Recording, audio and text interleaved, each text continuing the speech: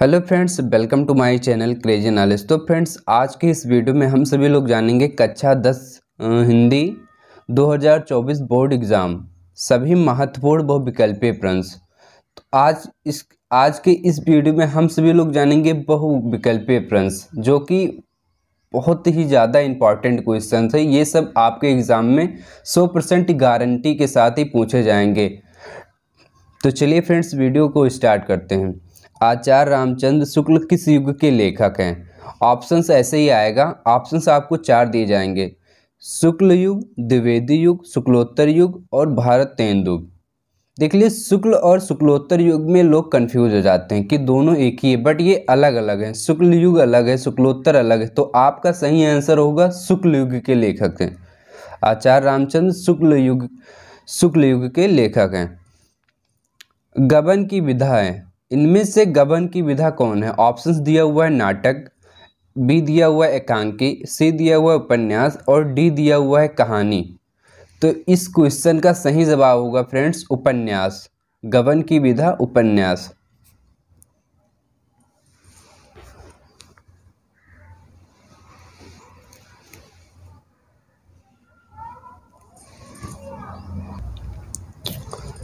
प्रश्न नंबर 3, कंकाल के लेखक हैं। इनमें से कंकाल के लेखक कौन है? मुंशी प्रेमचंद्र, ए, बी दिया हुआ है जयशंकर प्रसाद, सी दिया हुआ है निराला, डी दिया हुआ है रामचंद्र शुक्ल। तो इस क्वेश्चन का सही जवाब होगा फ्रेंड्स जयशंकर प्रसाद। क्या है? इन क्वेश्चन का सही जवाब होगा जयशंकर प्रसाद। तो आपको इस पर क्लिक कर देना, ऐसे टिक लगा देना है। प्रश्न नंबर 4, कलम का सिपाही कृति है। कलम का सिपाही जो है किसकी कृति है? ऑप्शंस दिया हुआ है ये धर्मवीर भारती की, बी दिया हुआ है अज्ञे की, सी दिया हुआ है जैनेन्द्र की और डी दिया हुआ है अमृत राय की। तो इस प्रश्न का सही आंसर होगा अमृत राय की। कलम का सिपाही अमृत राय की कृति है। तो इस पर टिक लगा देना है फ्रेंड्स। प्रश्न नंबर 5, शुक्ल युग की समयावधि क्या है? क्या है शुक्ल युग की समयावधि क्या है?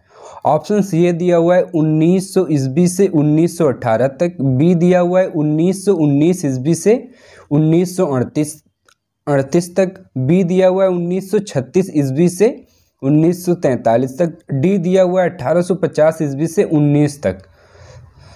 तो इस प्रश्न का सही आंसर होगा फ्रेंड्स 1919 ईस्वी से 1938 तक।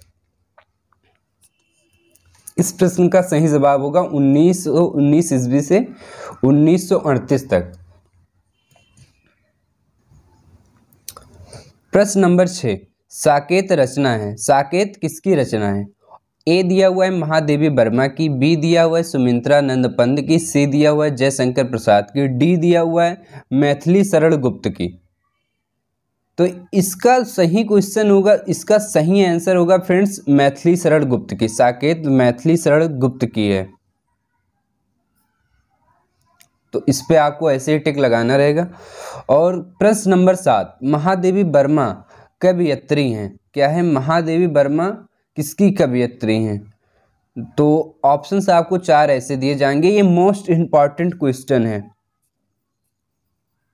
फ्रेंड्स, और 100% गारंटी के साथ मैं आपको आपकी फुल तैयारी करा रहा हूँ 10th क्लास की। जितनी सारी वीडियो आपको चाहिए कमेंट करिए और आपके ही टॉपिक पे सारी वीडियो बनेगी।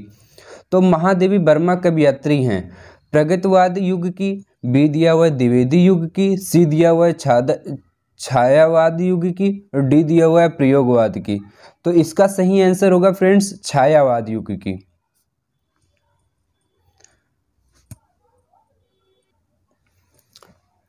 प्रश्न नंबर 8 फ्रेंड्स, गंगा लहरी रचना है। गंगा लहरी जो है वो किसकी रचना है? ये दिया हुआ है पद्माकर की, बी दिया हुआ है बिहारी की, सी दिया हुआ है भूषण की और डी दिया हुआ है मतिराम की। तो इस प्रश्न का सही उत्तर होगा फ्रेंड्स पद्माकर की। गंगा लहरी पद्माकर की रचना है। तो इस पे आपको टिक लगाना है। प्रश्न नंबर 9, आधुनिक काल की समय सीमा है। आधुनिक काल की क्या समय सीमा है? ऑप्शंस आपको 4 दिए जाएंगे ऐसे। ये मोस्ट इंपॉर्टेंट क्वेश्चन है फ्रेंड्स। इस पे IMP लिख रहा हूँ, यानी ये इंपॉर्टेंट क्वेश्चन है, ये आपके एग्जाम में जरूर पूछे जाएंगे। तो ये दिया हुआ है 1919 ईस्वी से 1938 तक। बी दिया हुआ है 1936 ईस्वी से 1843 ईस्वी तक। सी दिया हुआ है 1918 ईस्वी से 1950 ईस्वी तक। और डी दिया हुआ है 1843 ईस्वी से अब तक। तो आपका सही होगा 1843। इस प्रश्न का सही उत्तर होगा 1843 ईस्वी से अब तक। तो आपको इस पर टिक लगा देना है। Question number 10 friends, Mahadevi Verma की रचना नहीं है। इन चार ऑप्शंस में महादेवी वर्मा की रचना कौन सी नहीं है? ए दिया हुआ है निहार, बी दिया हुआ है संध्या गीत, सी दिया हुआ है युगांत और डी दिया हुआ है दीप शिखा। तो आपका इस प्रश्न का सही उत्तर होगा युगांत। महादेवी वर्मा की रचना युगांत नहीं है। प्रश्न नंबर 11 फ्रेंड्स, हास रस का स्थायी भाव है। हास रस का इसमें से स्थायी भाव क्या है? ये दिया हुआ है रत, बी दिया हुआ है हास, सी दिया हुआ है निवेद और डी दिया हुआ है विस्मय। तो आपका इस प्रश्न का सही आंसर होगा हास रस का स्थायी भाव हास होता है। सारे डाउट क्लियर कर देंगे फ्रेंड्स, बस आप वीडियो शुरू से और लास्ट तक जरूर देखिए। प्रश्न नंबर 12, पीपर पात सरिस मन डोला उपयुक्त पंक्ति में अलंकार है। क्या है? पीपर पात सरिस मन डोला उपयुक्त पंक्ति में अलंकार है। इनमें से पीपर पात सरिस मन डोला में अलंकार कौन सा है? ये दिया हुआ है रूपक अलंकार, बी दिया हुआ है उपमा अलंकार, सी दिया हुआ है उत्प्रेक्ष अलंकार, डी दिया हुआ है अनुप्रास अलंकार। तो इस प्रश्न का सही उत्तर होगा उपमा अलंकार। पीपर पात सरिस मन डोला में उपमा अलंकार है। तो आपको इसे टिक लगा देना है। प्रश्न नंबर 13 फ्रेंड्स, सोठा छंद में चरण होते हैं। सोठा छंद जो है उसमें कितने चरण होते हैं? ये दिया हुआ है 4 चरण, बी दिया हुआ है 2 चरण, सी दिया हुआ है 3 चरण, डी दिया हुआ है 1 चरण। तो सोठा छंद में 4 चरण होते हैं फ्रेंड्स। इसमें आपको ऐसे कर देना है, इसमें 4 चरण होते हैं। प्रश्न नंबर 14 फ्रेंड्स, उपदेश शब्द में प्रयुक्त उपसर्ग है। क्या है? उपदेश शब्द में प्रयुक्त उपसर्ग है। इसमें से उपदेश में उपसर्ग कौन सा है? ऑप्शन दिया हुआ है उ, बी दिया हुआ है आ, सी दिया हुआ है अप, डी दिया हुआ है अन। तो इस प्रश्न का सही आंसर होगा फ्रेंड्स उप। ऐसे पता लगा सकते हैं आपको, उप। उपदेश शब्द में प्रयुक्त उपसर्ग है। क्वेश्चन नंबर 15 फ्रेंड्स, प्रत्यय के भेद हैं। इनमें से प्रत्यय के कितने भेद हैं? ये दिया हुआ है 4, बी दिया हुआ है 5, सी दिया हुआ है 3 और डी दिया हुआ है 2। तो इस प्रश्न का सही उत्तर होगा 2। प्रत्यय के 2 भेद हैं। प्रश्न नंबर 16 फ्रेंड्स, हानि लाभ में समास है। हानि लाभ में कौन सा समास होता है? क्या समास है? ये ऑप्शन दिया हुआ है द्वंद्व, बी दिया हुआ है कर्मधारय, सी दिया हुआ है द्विगु समास और डी दिया हुआ है बहुव्रीहि समास, बहुव्रीहि। तो इस प्रश्न का सही उत्तर होगा द्वंद्व समास। हानि लाभ में द्वंद्व समास है।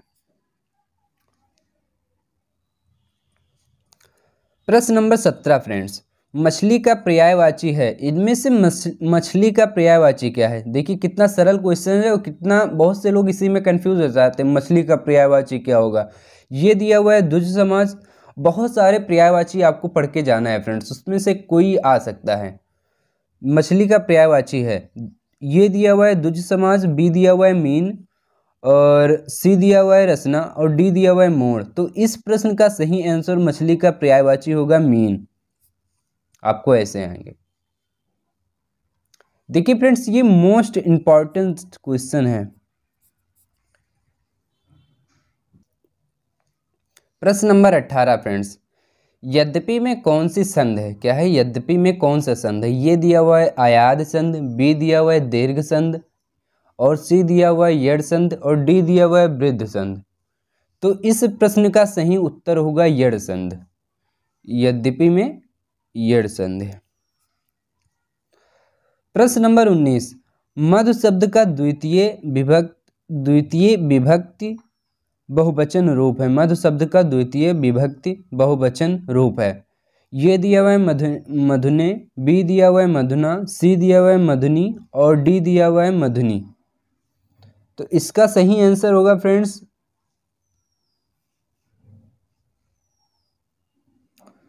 इस प्रश्न का सही उत्तर होगा मधुनी।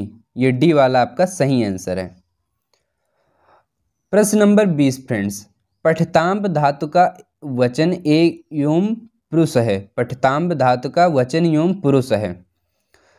ये प्रथम पुरुष बहुवचन, बी है प्रथम पुरुष द्विवचन, सी है प्रथम पुरुष एक वचन, डी है मध्य पुरुष द्विवचन। तो इस प्रश्न पठताम्ब धातु का वचन एवं पुरुष है, तो इसका सही आंसर होगा बी वाला फ्रेंड्स, प्रथम पुरुष द्विवचन।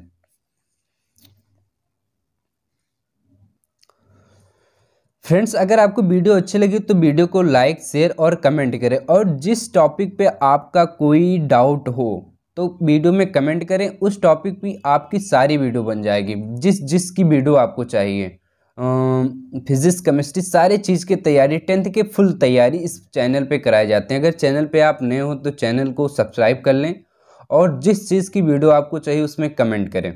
Thank you so much friends, मिलते हैं अगले वीडियो में। जब तक के लिए जय हिंद जय भारत। वीडियो देखने के लिए धन्यवाद।